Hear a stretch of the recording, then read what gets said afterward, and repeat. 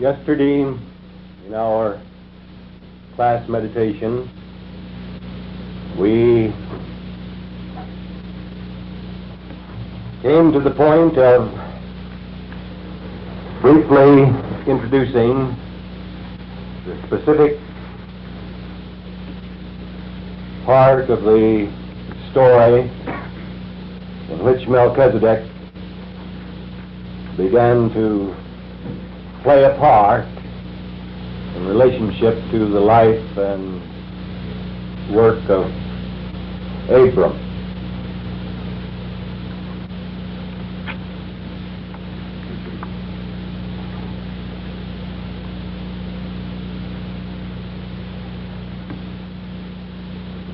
Melchizedek, priest of the Most High God.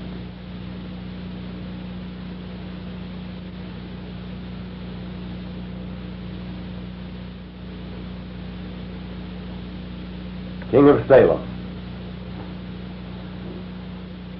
Salem, as you know, means peace.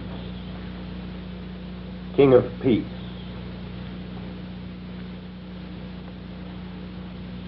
Priest of the Most High God. And we recognize that the Levites became the priesthood in the pattern of the children of Israel. We're supposed to maintain a priesthood after the order of Melchizedek.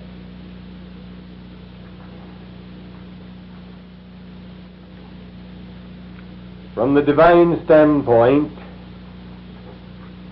we can classify any true priesthood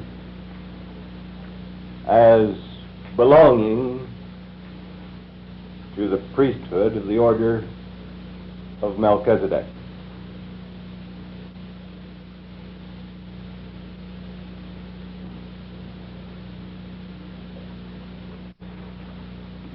We recognize here the individual pattern of symbolism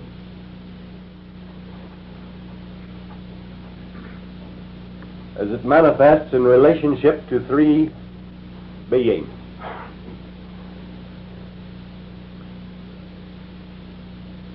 Perhaps if we look at this individual pattern first, it will help us to a deeper realization of the larger application in the divine plan. We see Melchizedek as the symbol of the Father within, the focalization of God being in relationship to yourself as an individual. We see Abram as representing your level of consciousness. In a sense, we might say your mind, where there's a pattern of awareness with respect to the things of God. We recognize that Lot symbolizes the tendencies in the individual human being to be subject to the feeling patterns or subconscious reactions in the sense of the physical or outer pattern. We could correlate it with the physical body, where there tends to be a sense of lethargy. But it includes more than just the physical body, because we have to recognize the feeling pattern that was involved. And then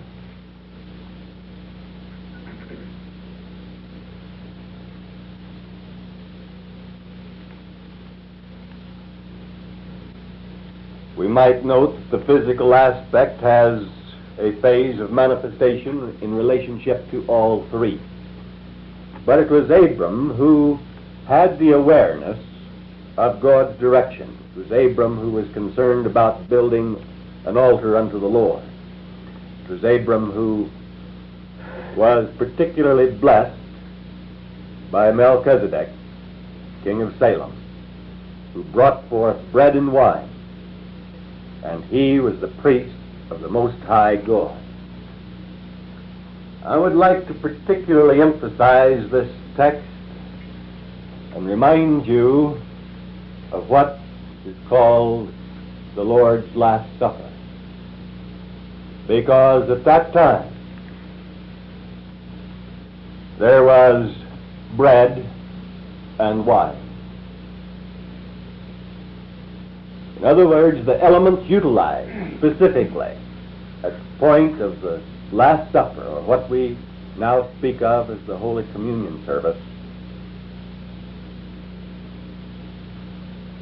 has a background in the written record extending to Melchizedek and Abram.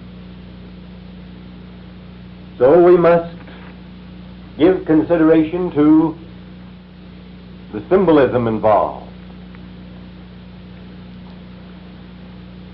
Bread and wine, used in relationship to the specific expression of blessing. Why does anyone, as it's put in these days, take communion? It is on the basis of receiving a specific blessing. And the Lord's Supper, as it worked out just prior to the Master's experience in Gethsemane, all that followed, was also specifically a pattern of blessing to the disciples who participated.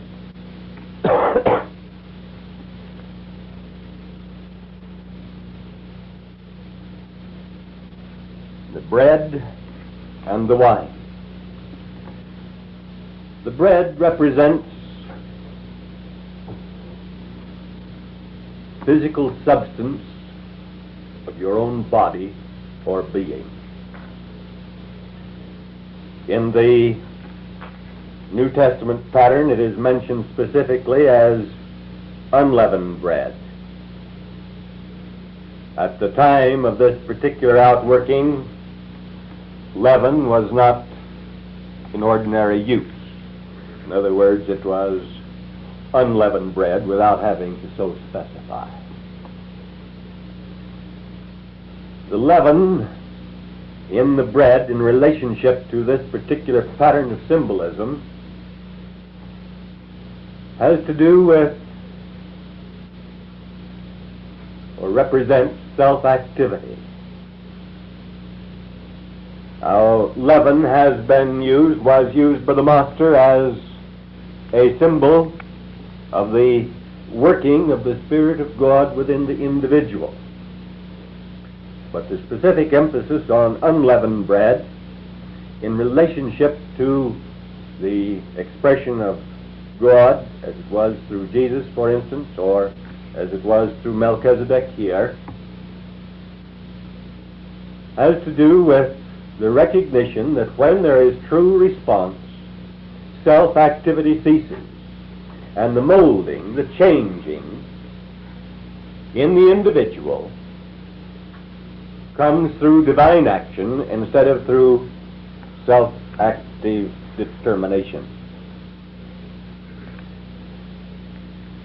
The wine, the juice of the grape, is used all through the Bible as the symbol of life. Its symbolism here is that it signifies life. We might note that the juice of the grape has a very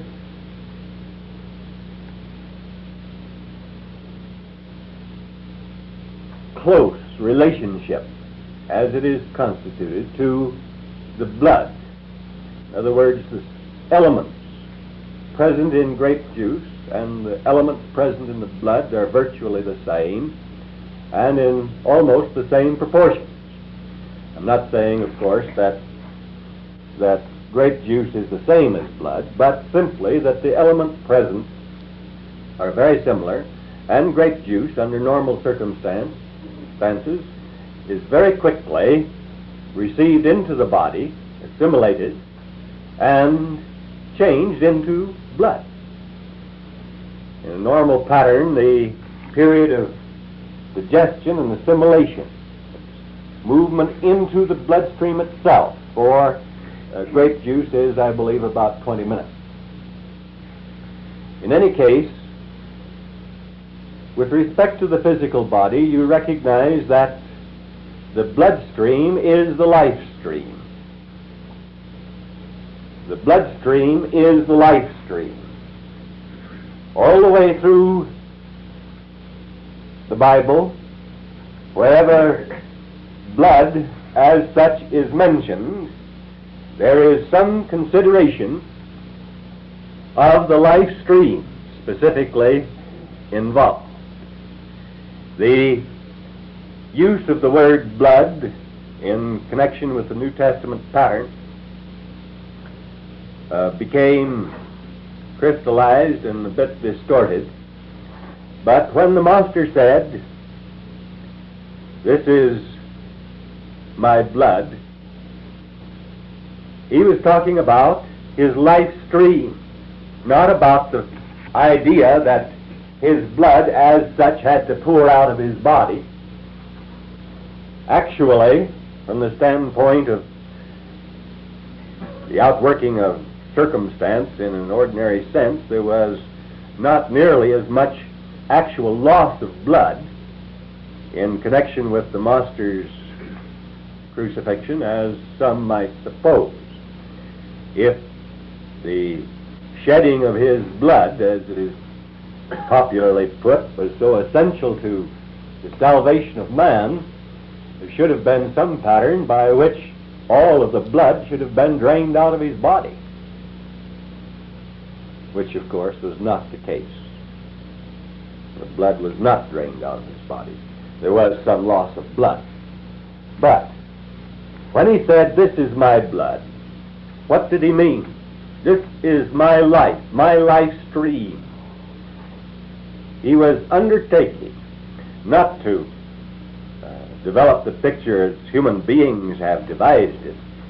He was undertaking to bring them into a consciousness of the fact that they were members of his body, that he was including them, to whatever degree they responded, in the working of the life stream which had its base in himself. And until the communion service is seen in that sense, on that basis, there cannot be any true understanding of it or any true sharing of it. The actual expression which the master used at the time, when he gave them the symbol of the bread, for instance, was not that "this is my body," should be taken to mean that the bread as such was a part of his physical body, as people are inclined to believe, but that as he gave the bread, this, the person, the individual, the human being, or the disciple, who received that bread as the symbol, was thereby included as a part of his body. He wasn't saying, "This bread is a part of my body." He was saying, "This person, this is my body, this group of individuals." He was including them as members of his body. And until you begin to see that he did not, in his original expression, in that upper room, suggest that the wine as such was his blood, or that the bread as such was his body, or that it should be conceived to be so, as the popular concepts have come down to us, but rather that he was using symbols to show those who participated that they were a part of his body. This is my body. If I speak to you today concerning that which is expressing through myself in the spirit of truth, and say, this is my body, it would be true, because it is through you and the others who share with you, but it is through you that my word has any meaning. This is my body. Each and every one of you has a part in that, to whatever degree you let the truth work through you. And this is my blood, this is my life stream, in which you share. So the secrets of the communion service have not been known or understood by the Christian churches. And the pattern of belief in connection with the communion service, as it is called, has not allowed the true expression, the true manifestation of what the Master intended it to. But wine is the symbol of the life stream. Let me clarify this point a little further. What was the first step the Master took in relationship to his public ministry? At the marriage feast at Cana, they ran out of wine, and the matter was brought to the Master's attention. And he changed water to wine. Now, you can believe whatever you wish to as to the actual fact or idea that there was some water there and suddenly it became wine. Isn't it all impossible? That isn't the point I'm emphasizing. The point is that changing water to wine was his life work, as it is mine. Changing water, truth, to wine, the practical expression of life on earth. And the marriage feast, why the marriage feast? Because his whole ministry was designed to bring heaven and earth together into oneness. In other words, marriage was, still is, used as a symbol of the union of heaven and earth. And so the Master's first step in ministry, it's getting too warm in here, I think. Let's shut that fan off and just a tiny bit of air. Thank you. The Master's first step in ministry was to reveal the purpose of his life work. And unless you see that first step in relationship to the Lord's Supper, the final step before Gethsemane and trial, etc., you cannot understand the final step. But changing water to wine, changing truth in the abstract sense, the elusive sense, into a practical expression of the life stream on earth, in and through you, individually and collectively, bringing you, the outer, into oneness with you, the inner. Because heaven and earth must begin to be one in you before they can begin to be one around you. And so, this marriage feast, this pattern of union, has to do with the manifestation of oneness in you. That's the whole, or the key, the secret of the meaning of that first parable, as it's called. And the wine, the practical expression of life, the living life stream made manifest on earth. And so, the beginning of the Master's ministry on earth was with respect to changing water to wine, abstract truth into a living life stream in relationship to humanity, on the basis of the oneness of the inner and the outer, of heaven and earth. And he concluded his pattern of ministry with the Lord's Supper, using wine to symbolize the life stream, and extending the offer of that life stream to all who would receive.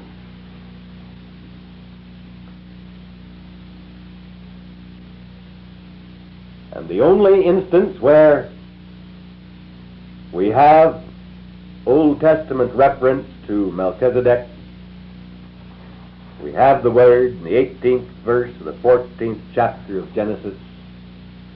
And Melchizedek, king of Salem, brought forth bread and wine, and he was the priest of the Most High God.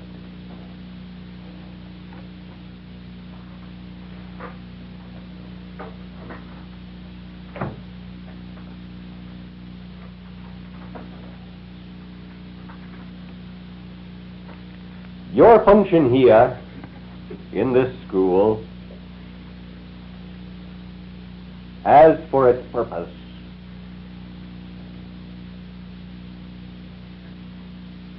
the basic initiation into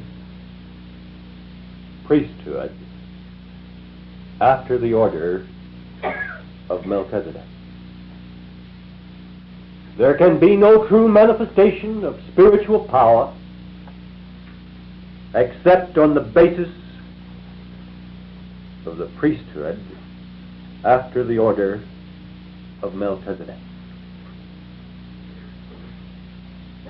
This is the keynote, the key point in relationship to the outworking of the whole divine plan and pattern.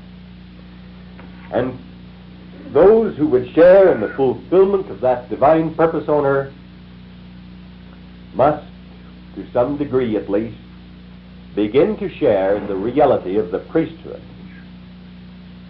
after the order of Melchizedek. We cannot, at this time, in relationship to our class considerations, undertake to unveil, shall we say, all of the mysteries involved in this priesthood after the order of Melchizedek. But I would particularly draw your attention to the fact that here, in the beginning of the pattern as it was with respect to the children of Israel, we have the specific mention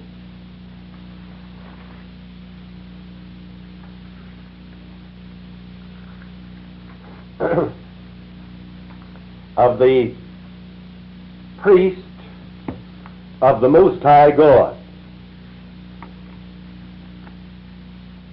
Now you begin to feel, the moment we touch this point with respect to Melchizedek, the moment there is any recognition of the reality of this priesthood, that to Melchizedek, God was no mystery.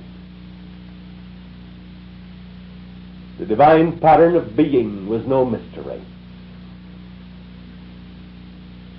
The focalization of manifestation on earth where God was not a mystery. And in the blueprint, as outlined in the book of Revelation,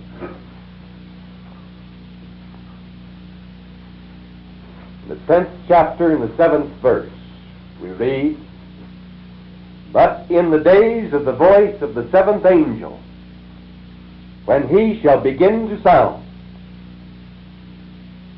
the mystery of God should be finished, as he hath declared to his servants the prophets.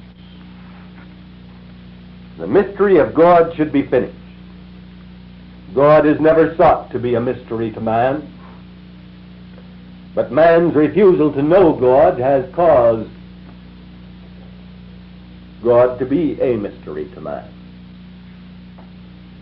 Until we begin to realize that the ending or the finishing of the mystery of God is a process that takes place within, in you as an individual. The process of achieving that which was signified by the Master's first step in public ministry, changing the abstract truth into the living wine of life. At the marriage feast, the union of the inner and the outer, to let the inner, the power of God, have positive meaning on earth. Until you begin to go through that process of letting water be changed to wine in you,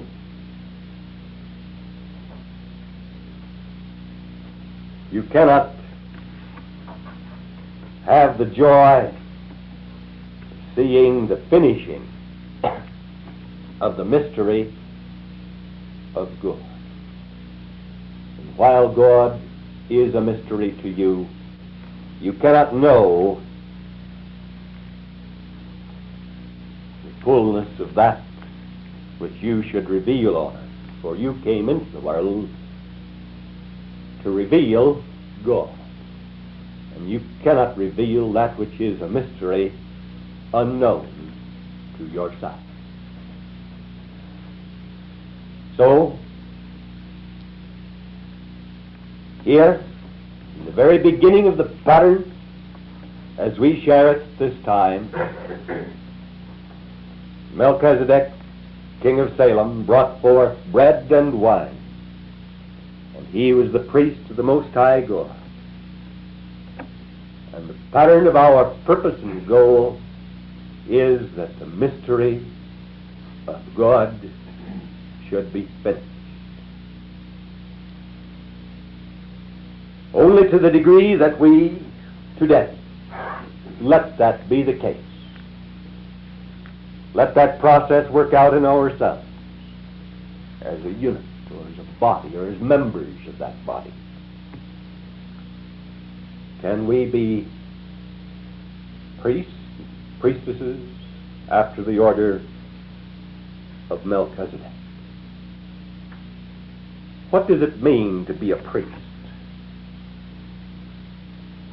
What does it mean to be a prophet?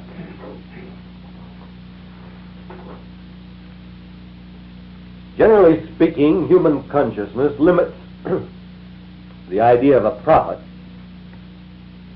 more or less to the idea that a prophet was one who could foretell future events. He could prophesy. He could tell what was coming someday. While the revelation of the Spirit of God through the individual may reveal something of that which is coming out of the east,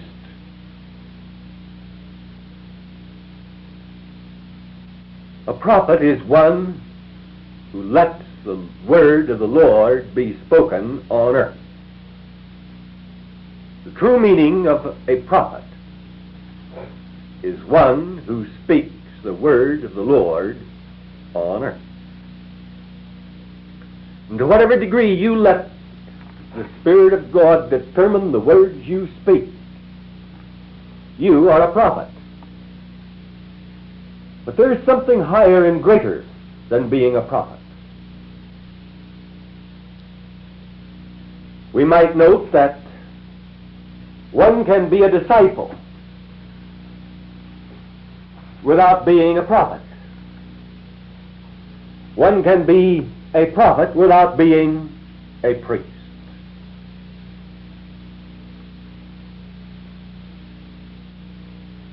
And until we begin to recognize that it is not enough merely to be a disciple, one who follows after. It is not enough merely to be a prophet, one who speaks the word of the Lord on earth.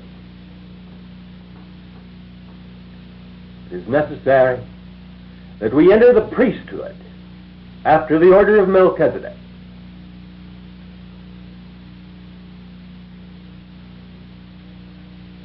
Not only to speak the word of the Lord, but to do the works of the Lord.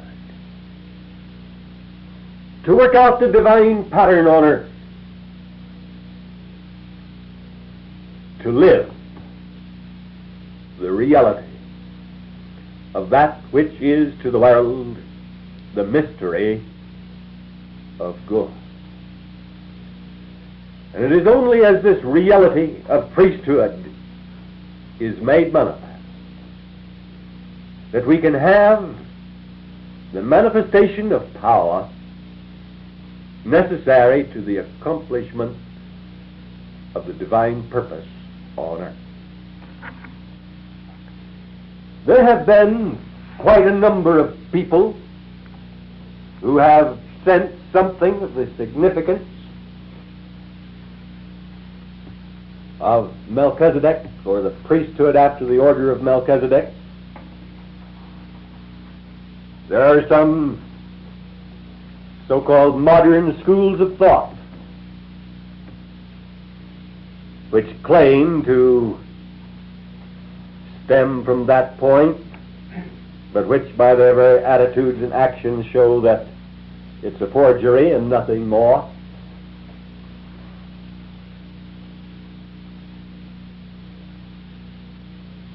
You may run into people who think that they know something about Melchizedek and the order, priesthood.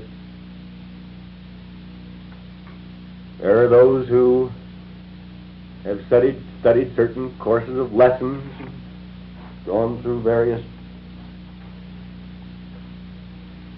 steps according to their concept, to imagine that they're functioning in that field.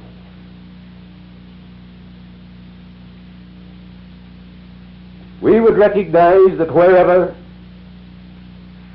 truth is in expression,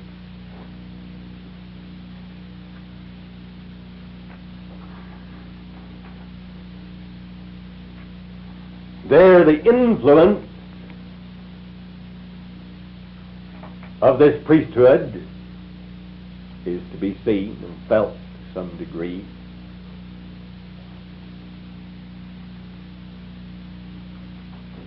But the control pattern with respect to humanity and the design pattern with respect to the plan and purpose, individually and collectively, is carried over in focus to this present period of time, which begins here with Abram and extends to ourselves.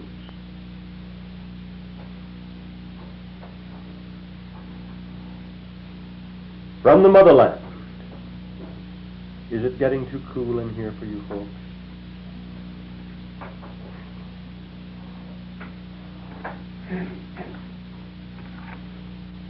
The focalization of the divine pattern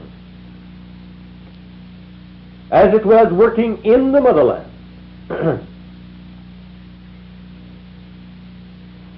where the pattern of government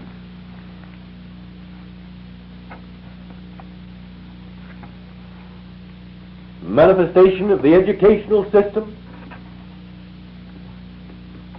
what we might call the religious or spiritual life of the people, all came to focus in the priest of the Most High God. The pattern of connecting that which was known in the Garden of Eden or in the motherland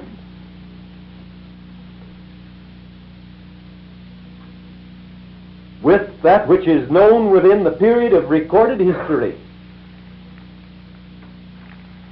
is carried over to us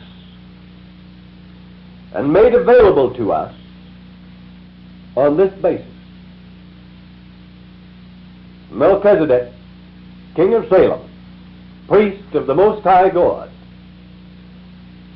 and that particular vocalization and manifestation of priesthood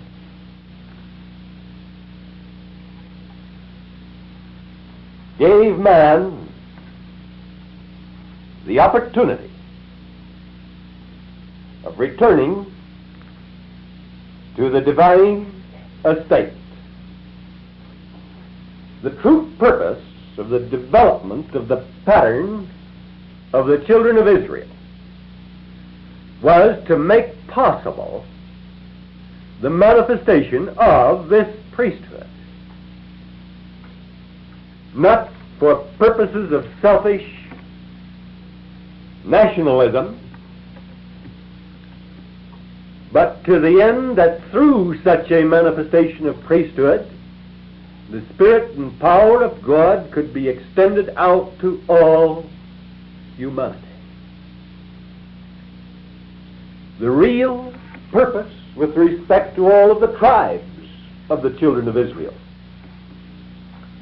was to the end that the different tribes could be different parts of the body, finding true expression and meaning in and through the vocalization of priesthood, by which the power and Spirit of God should extend to the whole earth. Only to the degree that the children of Israel allowed that fulfillment was there outworking in history according to plan or truly meaningful. We see a development in the outworking in that historical pattern which produced a selfish nationalism, an exclusiveness, a degeneracy in those who were given the privilege of priesthood, so that it became something that was a far cry from that which God intended.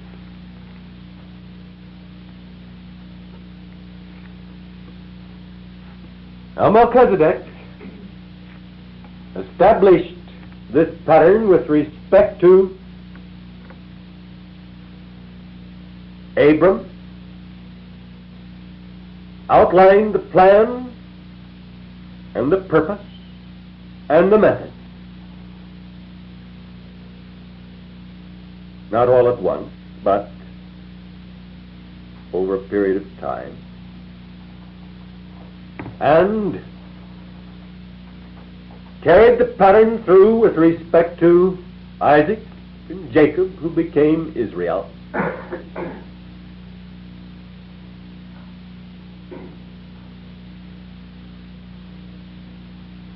And gave those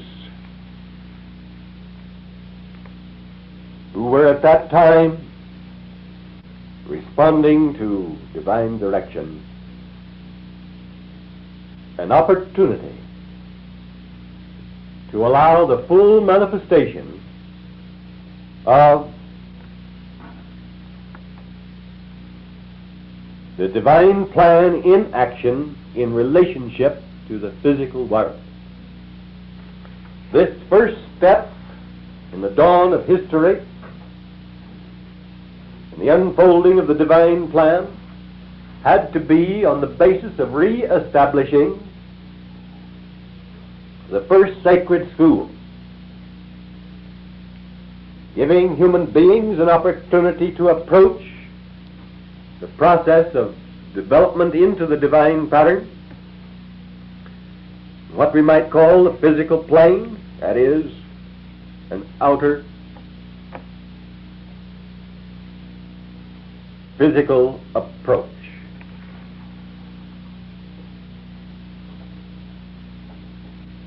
The full significance of that may not be immediately evident, but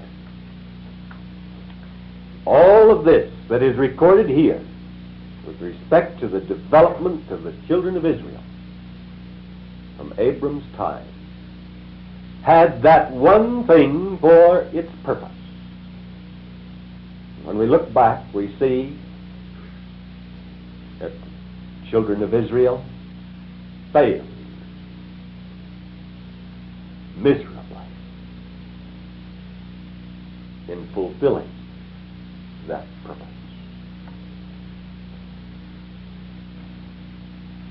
We will examine something of the steps of outworking later on. But once we begin to see that the Master refocalized when he came into the world, the Master refocalized exactly the same thing. He did not undertake to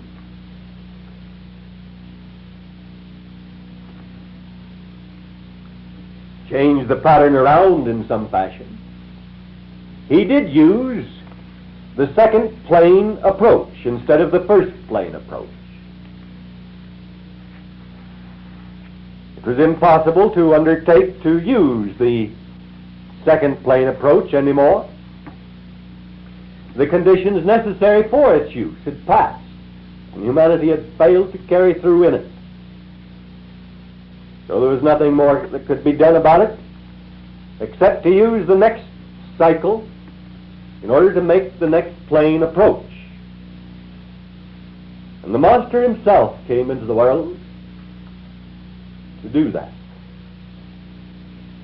But again, just as with the children of Israel, the purpose was not recognized, the plan was not accepted, and those who call themselves Christians have, in following out their own ideas and concepts with respect to these things, produced the same types of failure which were made manifest with respect to the children of Israel. The children of Israel were finally taken into captivity and scattered. Have the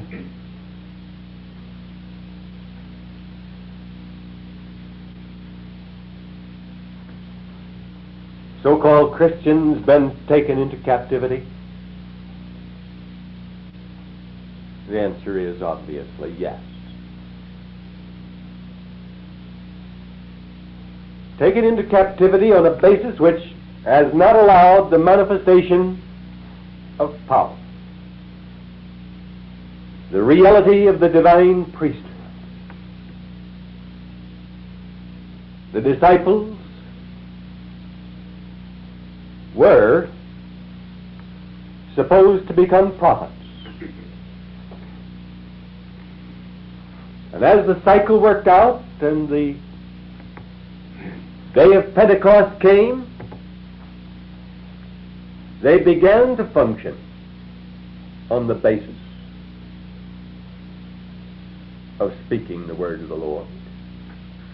If they had been content to wait for the Lord's direction instead of impulsively using the current of power on the basis of their own choices,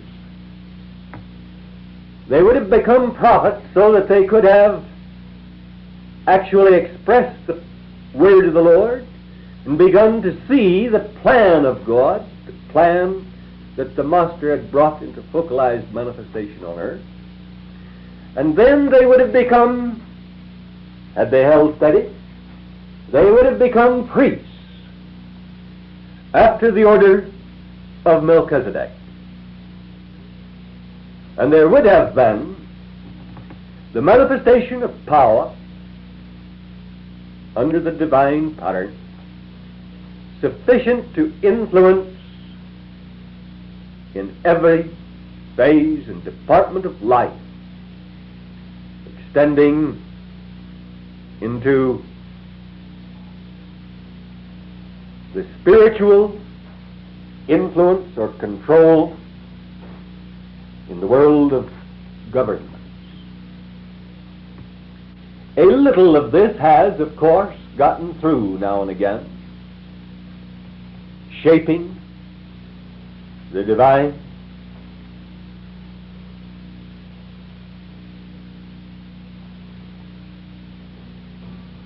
ordering of human events,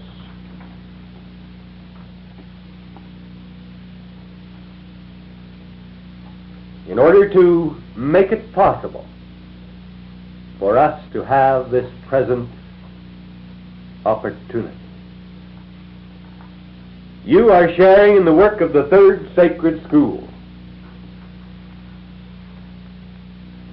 Again, being made manifest on earth. Humanity has failed to utilize the opportunity when the first sacred school was being reestablished. The same is true with respect to the second. Those chances, those opportunities are gone. Let us look back for a moment. What was one of the great stumbling blocks to those who thought to follow Jesus at the time he was on earth? Human beings were then still trying to work out on the basis of their concepts of the old order. The pattern, as it appeared with respect to the first sacred school, had degenerated into a human pattern, as symbolized by the scribes and Pharisees, for instance. And they could not see on what basis there should be a new pattern. Their subjection to the old pattern tended to make them reject the new pattern. They did not realize that no matter what should be, no matter how many human beings were responding or trying or anything else, since the cycle had broken in relationship to that first pattern, it was utterly useless. Jesus Christ himself could not make that first pattern work under those vibrational conditions. That opportunity was lost, it was gone, it could not be reinstituted by any means whatsoever in heaven or on earth. It was gone. And they didn't see that. They didn't realize they simply had the empty shell of something far different from that which God had given to them. Now, we have something of the same pattern. Human beings today tend to have difficulty in letting go of the old pattern. And they try to make the pattern, as they think it was with respect to Jesus, work in this present time. No, it can't be done. If Jesus Christ himself came on earth, he couldn't make it work on that basis. That opportunity was lost, the cycle was broken, and there simply is no way by which that can be caused to work out to a point of fulfillment on that basis. Can't be done. That cycle was broken as surely as the cycle with respect to the first sacred school. Now that does not mean that the truths that were contained in the teachings and presentations of the first or the second is lost. No. Because I have shown you that the focalization aspects were carried over, and they were just the same in principle with the first as they were in the second, or in the second as they were in the first. And the same is true today. But the approach, the basis of attempting to work it out, which could have worked under the master's leadership and with respect to the vibrational factors as they were at that time, that pattern could have worked, but it didn't. Instead of actually working, there was a break in the pattern almost immediately, and there was the 1,000 years of the Dark Ages, the millennium. The second plane approach is what? Mental. With respect to consciousness, the working of the mind as such. And human beings are still today trying to use that same approach. They think they're getting somewhere with it. They're getting into trouble. That's all they'll get into with it. But if that had carried through, there wouldn't have been any 1,000 years of the Dark Ages, where man's mind was bound in darkness. Let me emphasize something to you. What was the date with respect to the manifestation of this blueprint which we now use? The blueprint that relates to us today. According to the biblical pattern, it's listed as 96 AD. That's close enough for all practical purposes. Perhaps not quite accurate, but close enough to emphasize my point. It was not until long after the day of Pentecost, long after all these tangent patterns had come into manifestation, and the break was beyond repair, that God made arrangements for the refocalization of the divine pattern or the blueprint, gave what we call the book of Revelation, so that it would be on hand and in manifestation for the next cycle of outworking. That opportunity had been thrown away back there, and all of the intervening struggles to try to make that pattern work have proven futile. It had some semblance of effectiveness up till the beginning of, well, what we might call our national history. It was losing that semblance of meaningfulness long before that, because there's an overlapping in the vibrational factors. But the new pattern had emerged to its reasonably full force, so that the overlapping vibrations from the old pattern were virtually gone by the turn of this century. And see what's happened. We have something new, something altogether different. That's the same truth, the same law, the same basic purpose. But the approach is different and must be different, and as long as the Christian world tries to make the approach on the basis of what they think the master used, when they don't understand the second sacred school at all, they could have understood it if they had allowed the cycle that opened with what's called Pentecost to really work out and carry through. But they never gave themselves a chance to understand it. And the churches that have developed out of that have never given themselves a chance to understand it. I'm not condemning them, but they're just simply utterly ignorant of what is meant, what the divine plan was then.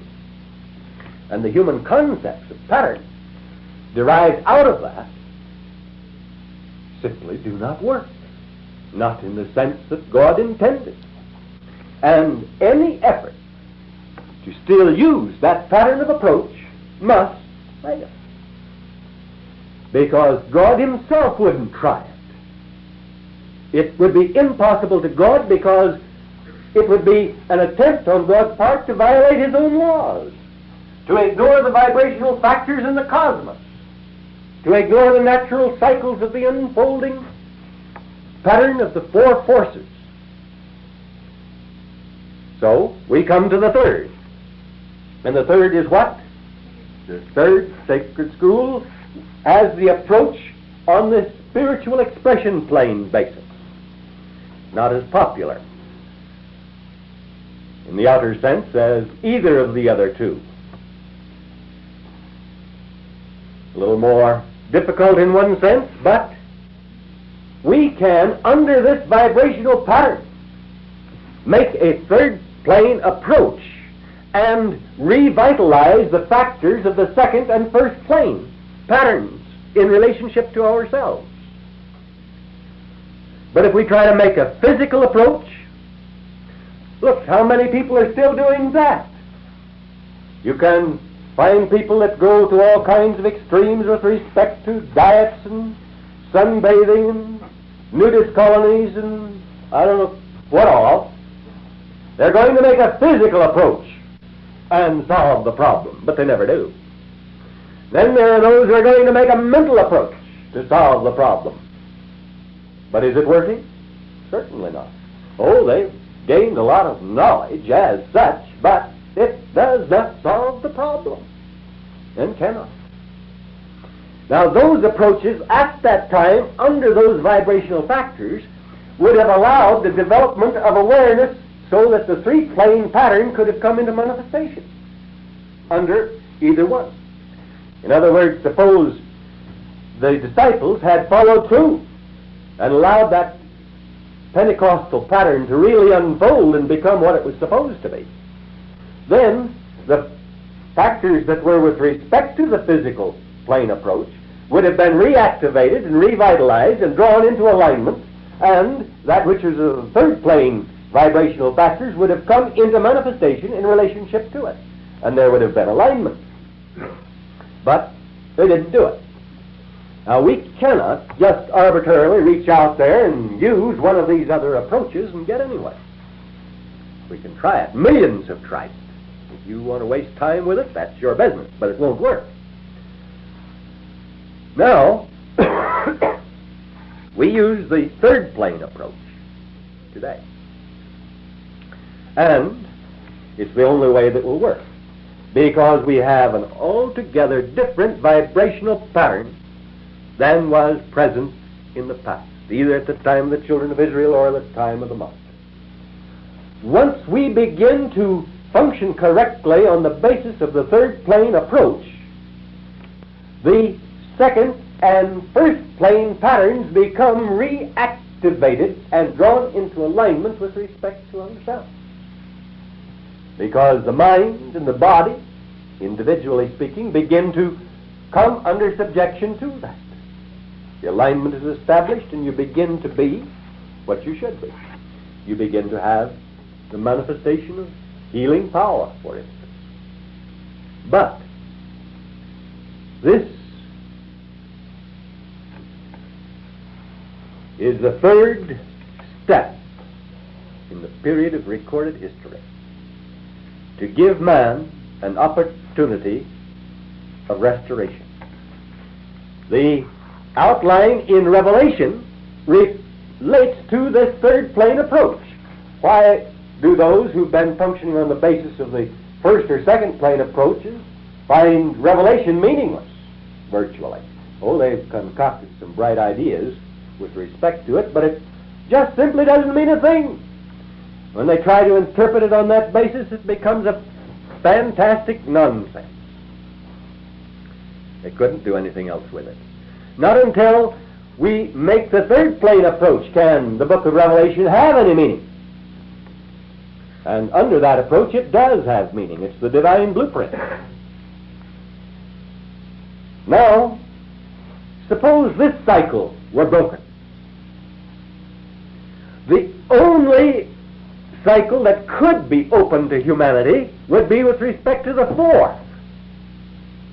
Now, if man has thrown away the first and second, and then should throw away the third, which is really the highest level of contact that he can hope to make, if he threw this one away and had to be limited to the fourth plane approach, would he have any chance? Obviously not. In other words, man has thrown away two opportunities. The third one is established, and if he throws that away, there is no more. It's finished. Now, he isn't going to throw it away. I'm not suggesting that. There are going to be a few, somehow or other, to carry the pattern through. But that's what we're here for. And until we begin to let the priesthood, after the order of Melchizedek, have meaning in relationship to this third sacred school approach to the fulfillment of the divine pattern, we cannot hope to accomplish that to which we are called. And so when you begin to see that our Lord, when he came on earth, was a priest of the Most High God after the order of Melchizedek,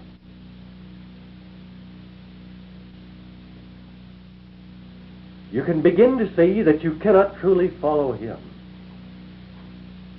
unless you too let that center of the divine pattern have meaning in your life. And unless we utilize the vibratory factors that are available to us today, we can't receive it. You try to receive it on the basis of the vibratory factors of the past cycles, and it will not work. You can't receive it. You may go into fantastic flights of fancy, as many have, but you won't receive it. You must receive the gifts of God on the basis of the vibrational factors. And we remember that our present vibrational pattern is what? Air, water, air. And if we try to use the vibrational pattern that would work at the time of the monster, we fail. It won't work. Not today. It could have worked then under his leadership, but it can't work today under these vibrational factors, and I wouldn't attempt to work it out. He could do it. I can't. I make no pretense of any such thing. But I can, with the help of those who are willing to share it, I can work it out on the basis of the present vibrational factors, which utilize the elements that were allowed to come somewhat into manifestation in that first and second cycle and allowed to become meaningless. We can utilize those same elements and carry through to the victory. And it's your choice. What shall it be? Class dismissed.